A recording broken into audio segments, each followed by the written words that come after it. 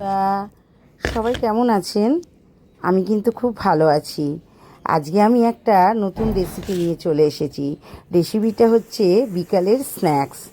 সে এই রেসিপি এটা আমি কি রান্না করছি, কি বানাচ্ছি, আপনারা পুরো ভিডিওটাকে ওয়াচ করুন, তারপরে বুঝতে পারবেন আমি কি করেছি রান্নাটা। ভিডিওটা দেখতে দেখতেই আমি বলে দেব কি রান্না করছি এটা।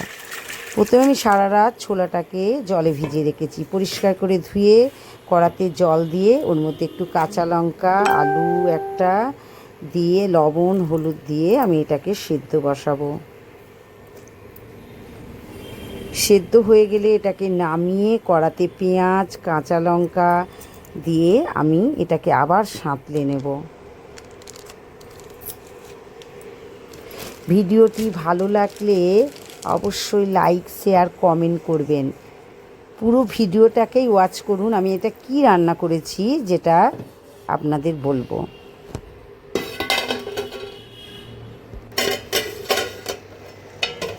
সেদ্ধ আমার হয়ে গেল।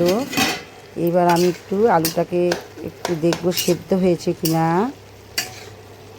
সেদ্ধ হয়ে গেছে, আলু সেদ্ধ হয়ে গেছে, ছোলাও তো আগে ভিজিয়ে রাখা হয়েছিল, সেদ্ধ হয়ে গেছে। এবার আমি এটাকে নামিয়ে কড়াতে পেঁয়াজ দেব, কাঁচা লঙ্কা দেব, দিয়ে এটাকে সাঁতলে নেব। এরম করে বাড়িতে রান্না করবেন, খুবই সুন্দর লাগে, এত ভালো লাগে খেতে ভাবতে পারবেন না।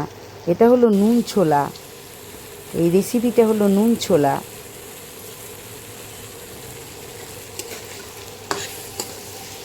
একটু তেলও আমি দিয়ে দিয়েছি, দিয়ে নাড়ছি।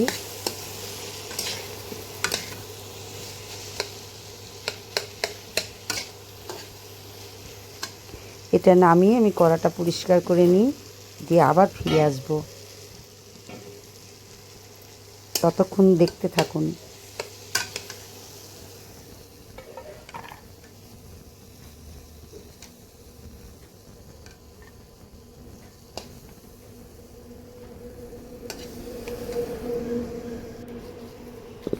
আমি পরিষ্কার করে নিয়ে চলে এসেছি। কড়াতে তেল দেব, পেঁয়াজ কাঁচা লঙ্কা দেব, দিয়ে হালকা করে ভাজবো। এটা বেশি ভাজবো না, সামান্য ভাজবো। বেশি ভাজা হয়ে গেলে খেতে ভালো লাগবে না। দারুণ টেস্টি হয় এই রান্নাটা, এই স্ন্যাক্সের রেসিপিটা। বাচ্চাদের টিফিনে দিলে তো খুবই ভালো। আবার বিকেলবেলায় বসে খিদে লাগলে এইটা খেলে পেট ভরে যায়।